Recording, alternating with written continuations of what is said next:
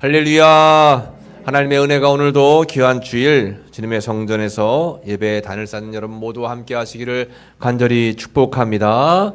네, 오늘은 결국 하나님께서 이루십니다 라는 제목으로 은혜의 말씀을 함께 나누도록 그렇게 하겠습니다.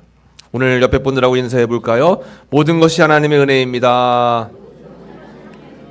모든 것이 하나님의 은혜입니다. 모든 것이 하나님의 은혜입니다. 그렇습니다. 생각해보면 돌아보면 모든 것이 하나님의 은혜입니다. 그러므로 여러분 늘 항상 모든 일에 감사하시고 긍정적으로 생각하시고 또 하나님께서 주시는 희망의 또 은혜의 삶을 살아가시기를 간절히 축복합니다. 네, 저는 첫 목회를 할 때 생각지도 못했던 곳으로 하나님이 이끌어 주셨어요. 충청북도 단양이라고 여러분 들어보셨습니까?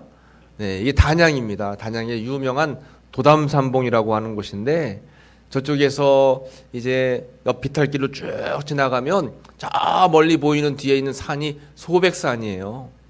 소백산에 차를 타고 꼬불꼬불 한참 올라가면 600m 위에 교회가 하나가 있는 거예요. 언덕 위에. 그 교회로 제가 처음에 하나님께서 불러주셨습니다. 거기서 목회하는데 모든 것이 감사하죠. 모든 것이 감사합니다. 거기에 집사님 3분만 교회에 나오셨어요. 집사님 딱 3분이 일당 100입니다. 아무도 없으세요. 그 3분과 함께 신앙생활 하는데 얼마나 감사하고 기쁜지 몰라요. 참 기쁘게 감사했어요. 주 예수 모신 곳이 그 어디나 하늘나라예요. 그래서 감사하게 목회하고 즐겁게 목회하면서 그 3명이었던 교회가 3속으로 부흥이 됐어요. 그 마을에 학교가 있는데 마을 전교생이 16명이었습니다. 그 16명 전교생이 다 교회에 나오는 거예요. 교회 나오는데 그 중에 남학생이 11명이었습니다. 11명이면 운동 경기 중에 뭘 할 수 있을까요? 축구를 할 수 있어요. 11명이면. 11명 아이들 데리고 주일날 예배 다 끝나고 나면 교회에서 라면을 진탕 막 20봉씩 끓여서 먹고 아이들이 라면을 먹을 때도 이제 다 끓이고 바로 먹지 않아요. 좀 더 기다렸다 먹습니다. 왜 기다렸다 먹을까요? 양이 많게 불려 먹는 거예요. 아이들이 막 불려가지고 20인분이 막 25인분이 되고 막 그래요.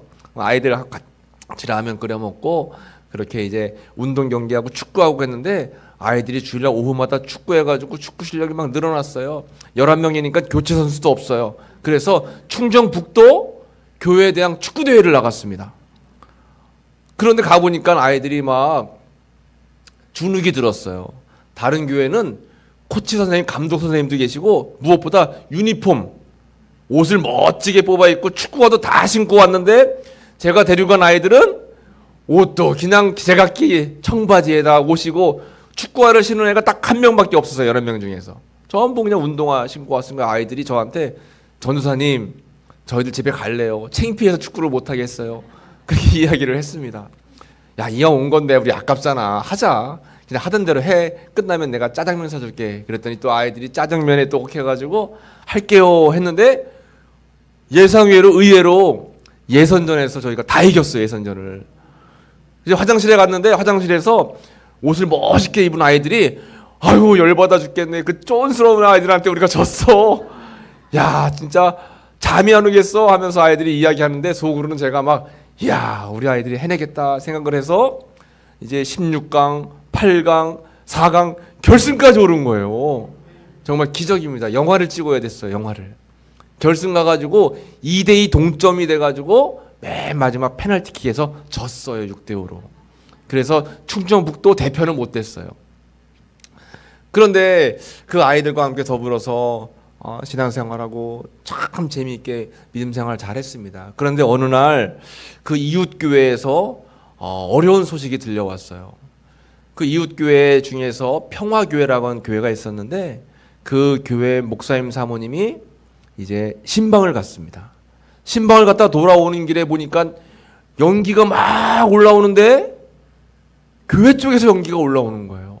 보니까 막 깜짝 놀라서 목사님 사모님이 뛰어갔습니다. 뛰어가 보니까 교회 옆에 있던 사택에 불이 난 거예요. 사택에는 남자 아이들만 자녀들만 셋이 있는 거예요. 얼마나 놀래요. 막 엎치고 막 목사님 사모님 뛰어갔더니 다행히 큰 애가 동생들을 데리고 내복바람에 밖에 나와가지고 아이들을 안고 있는 겁니다. 얼마나 다행스러워요. 이거 사진 찍어놓은 이 화면입니다. 사택에 불이 나가지고 참 어려움을 겪을 뻔했어요. 이 안이 전부 다 타버린 겁니다. 그런데 이렇게 어려움을 겪었지만 이 일을 통해서 아이들이 큰 형, 제일 큰 형이 동생들을 더 아끼고 사랑하게 됐고, 이 동생들은 우리 형이 우리를 구해줬어 하면서 형을 더 따르게 된 거예요. 무엇보다 감사한 것은 이 일을 통해서 여기저기에서 선교 헌금을 통해서 사택을 다시 보수할 수 있었고, 교회가 더 은혜스럽게 견고하게 성장할 수 있었습니다. 여러분, 우리가 살다 보면 이렇게 예상치 못하고 예기치 못할 어려움을 겪을 때가 많이 있어요. 조금 전에 말씀드린 이 불이 난 평화교회와 같은 상황에 어려움을 겪은 분이 계신데, 그분은 벤자민 시몰크라고 하는 그런 목사님입니다. 이 벤자민 시몰크라고 하는 목사님은 헝가리라고 하는 나라의 목사님이었어요. 이분도 목회를 하시는데 당시에는 교회는 있는데 목사님들이 부족해요. 그러니까 목사님 한 분이 이 교회 저 교회 다니면서 다 예배를 드리는 거예요. 이분이 16개 교회를 담당했습니다. 지금 선교지가 그래요. 선교지에 가보면 성도들은 있어도 목사님들이 부족해서 성사님 한 분이 여러 교회를 담당하시는 경우가 있어요. 이 목사님이 헝가리의 교회를 담당하시는데 이제 멀리 다른 교회 가서 예배드리고 본 교회로 돌아오는데 불이 난 거예요. 교회에 불이 났고, 이 불 때문에 그 안에 있던 자녀들이 다 불에 타서 죽게 됐습니다. 너무나 마음이 아프고 안타까웠어요. 하나님, 저는 열심히 목회하고 성도들을 위해서 최선을 다했는데 어떻게 내 아이들이 이렇게 불 속에 죽음이 될 수밖에 없을까요? 너무 마음이 아팠지만 그런 가운데 하나님께서 위로해 주셨고, 이 상황 속에서 이 벤자민 시몰크 목사님이 하나님께 찬송의 시를 지어서 올려드렸는데, 그 찬송의 시가 내 주여 뜻대로, 내 주여 뜻대로 행하시옵소서. 온 몸과 영혼을 다 주께 드리니. 같이 해볼까요? 이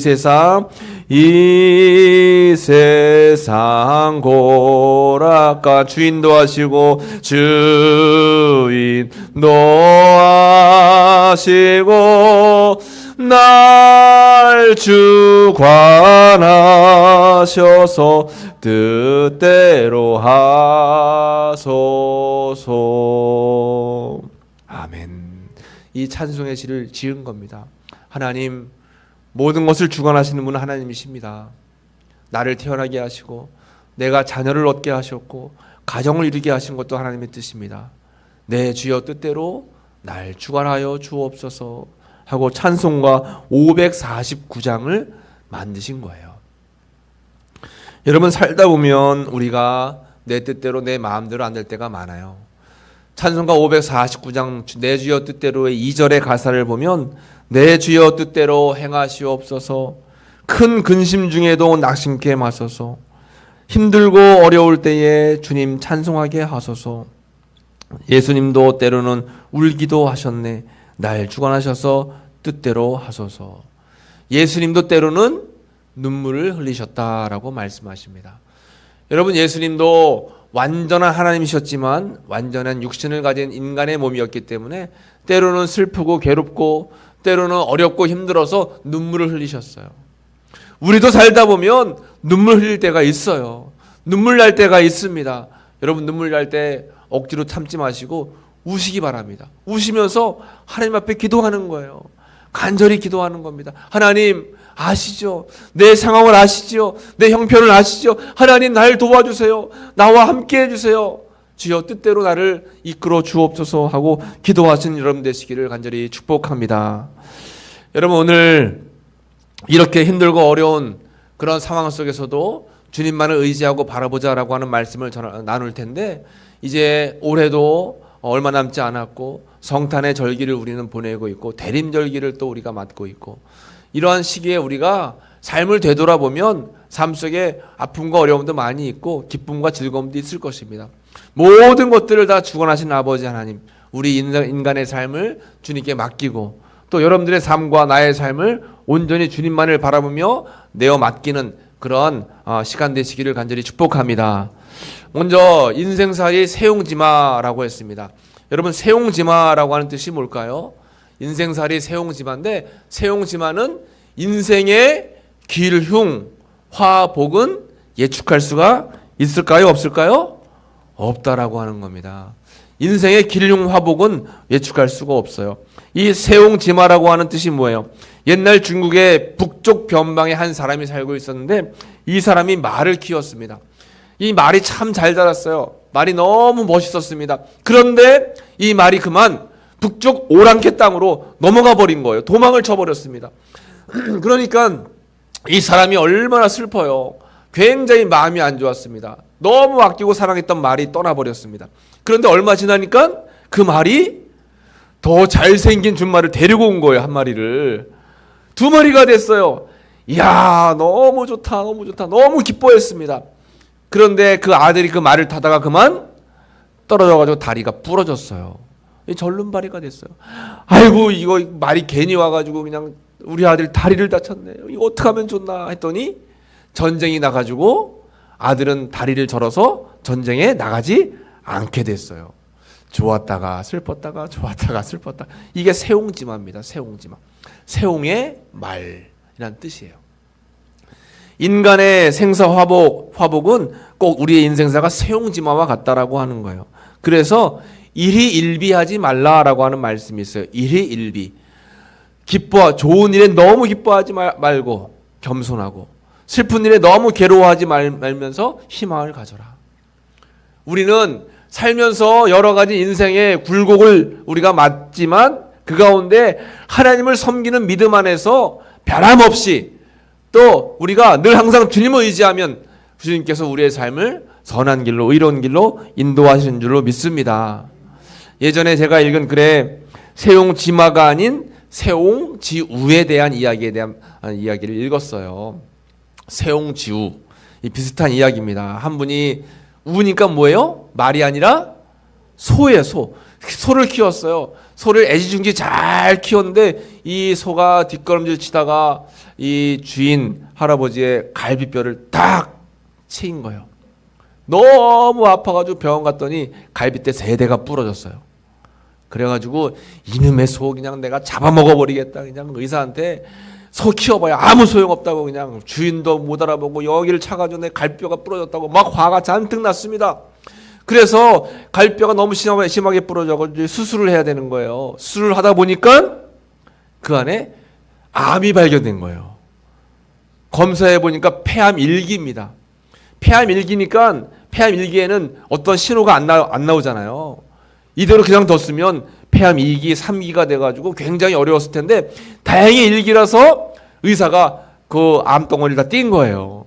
그리고는 수술이 끝나서 할아버지 저 소가 할아버지를 살렸어요.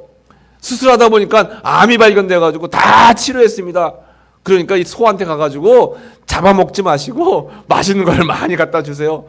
그래가지고 이 할아버지가 가서 소를 끌어안으면서 내가 나를 살렸다. 이제는 너는 내 아들이다. 하고 아들을 삼았다는 겁니다. 얼마 뒤에 이제 병원 갔어요. 의사 선생님이 이제 물어봤어요. 할아버지 어떻게 소를 잡수셨어요? 물어보니까 할아버지가 뭐래요? 잡아먹긴요. 내 아들이에요. 아들. 내가 양자 삼았습니다. 그랬다는 것입니다.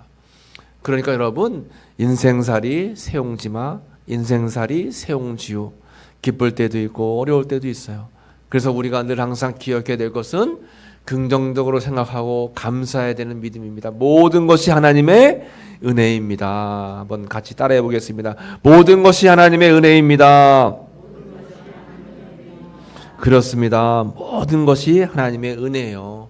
하루에도 우리가 웃다가 울다가, 한 달에도 여러 번 괴로운 일을 당하다가 행복하기도 했다가, 또 1년을 돌아보면 1년 동안 울다가 웃다가, 우리의 인생사가 이렇게 세옹지마이고 세옹지우이고, 우리는 그래서 일희일비하면 안 된다라고 하는 것입니다. 여러분, 이스라엘 백성들은 430년이라는 세월 동안 이제 노예 생활을 했어요. 우리나라는 몇 년 동안 노예 생활을 했을까요? 우리나라는 36년입니다.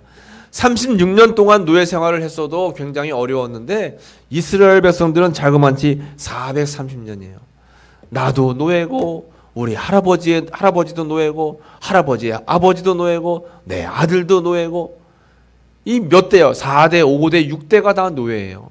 얼마나 어려웠을까요? 굉장히 힘들었죠.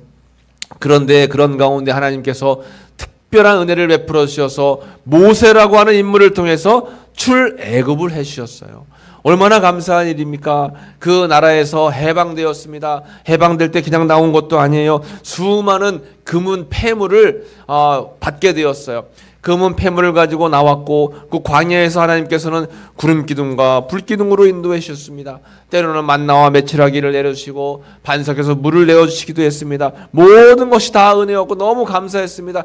다 기쁨이었어요. 얼마나 기뻤겠습니까? 그런데 그랬던 이스라엘 백성들에게 뭐가 앞을 가로막았어요?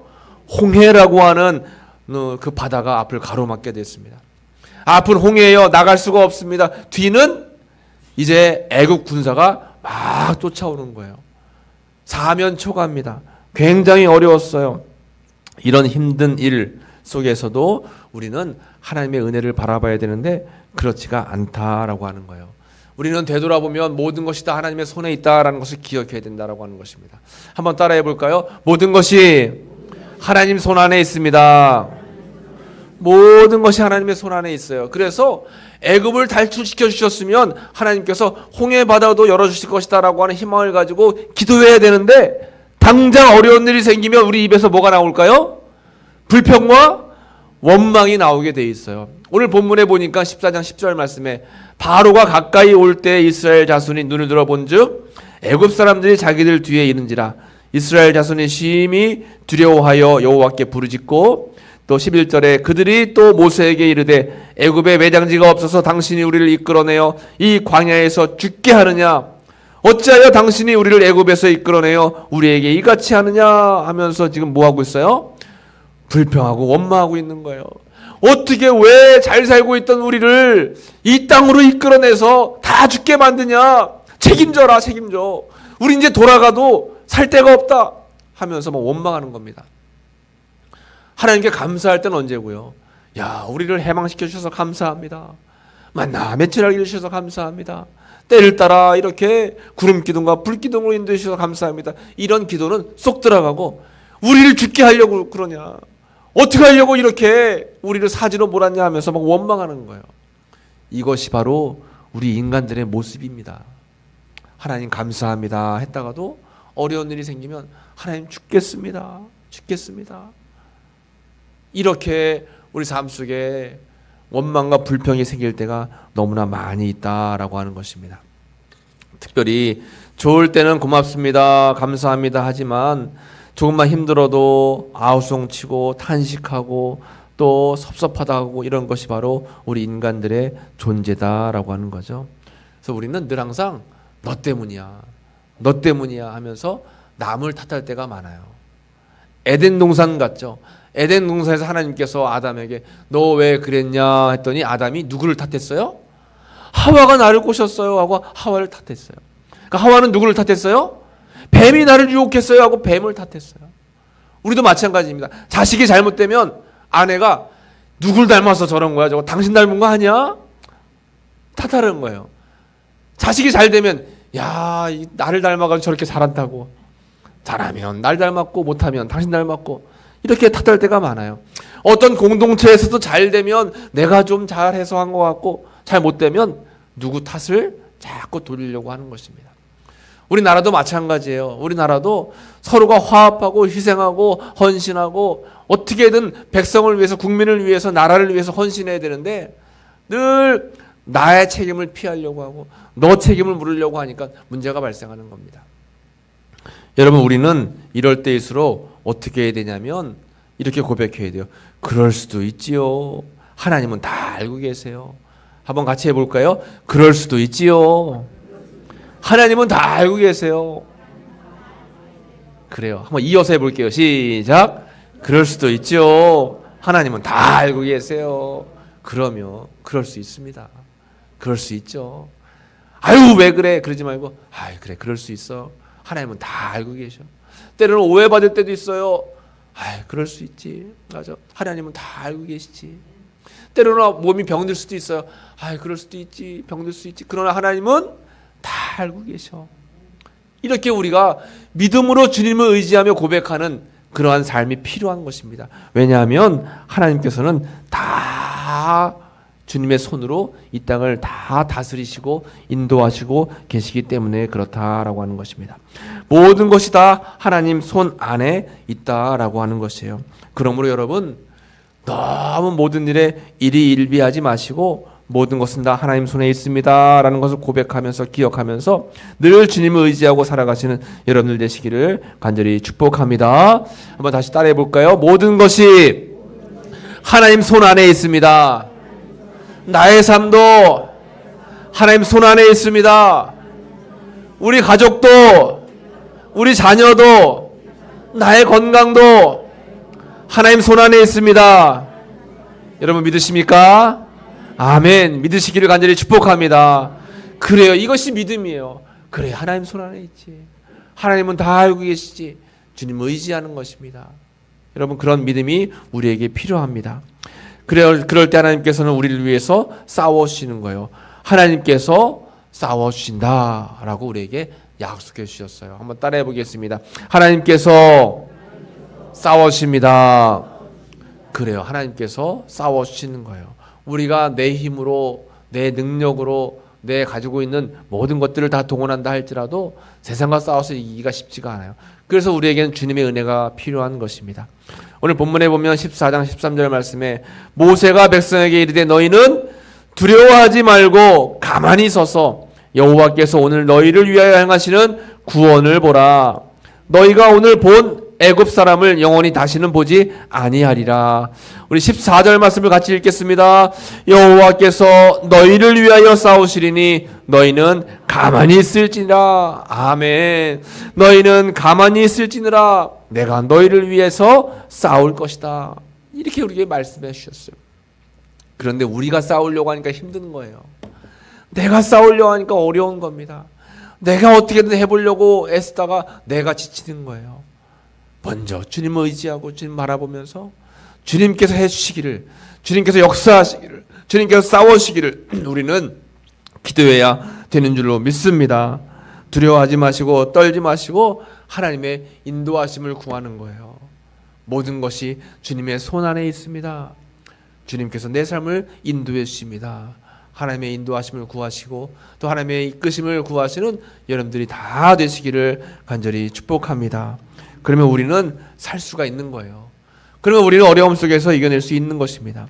하나님은 얼마나 이스라엘 백성들을 사랑하시고 잘 아시는가.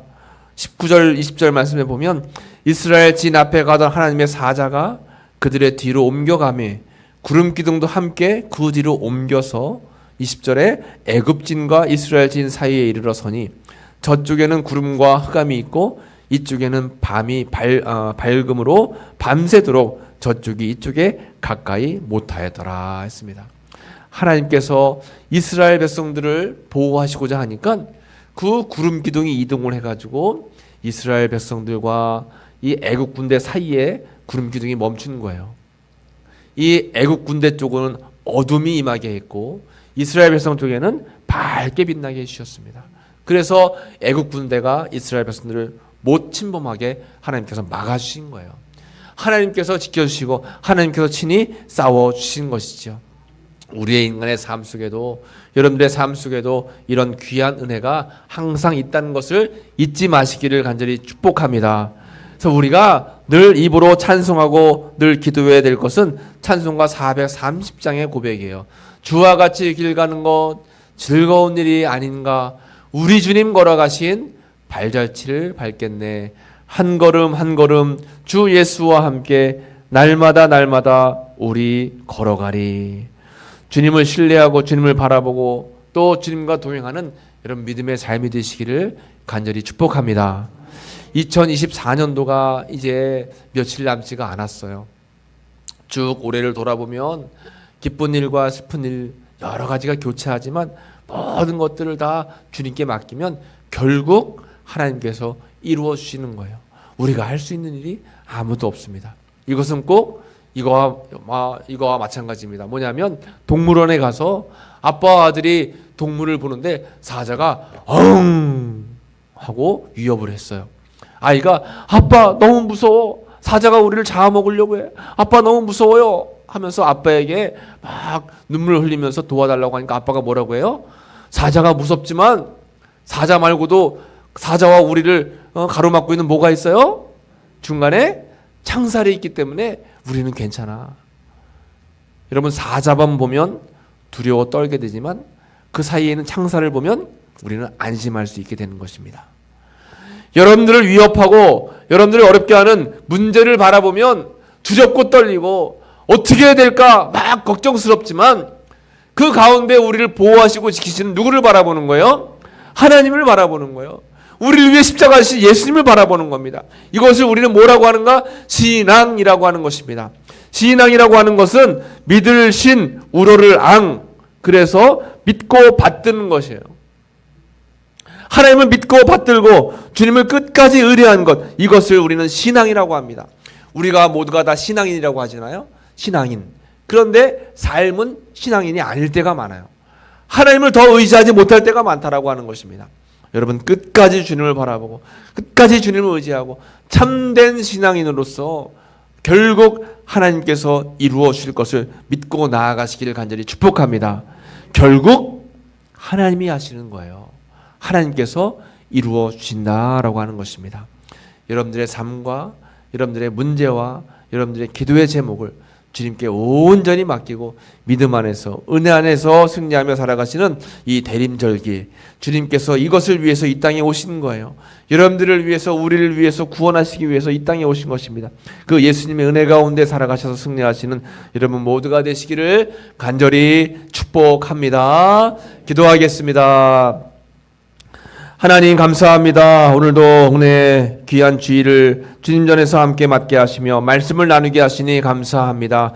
결국 하나님께서 이루어 주심을 믿습니다. 내 삶에 역사하시고 내 삶을 주관하시고 내 삶을 이끌어 주시는 주님을 의지합니다. 의뢰합니다. 하나님 이 믿음이 변치 않게 도와주시고 주님을 굳건히 믿는 믿음 안에 승리하며 살아가는 저희들의 귀한 삶이 될 수 있도록 은혜를 베풀어 주옵소서. 감사드리며 예수님의 이름으로 기도하옵나이다. 아멘. 이 시간 치유의 기도를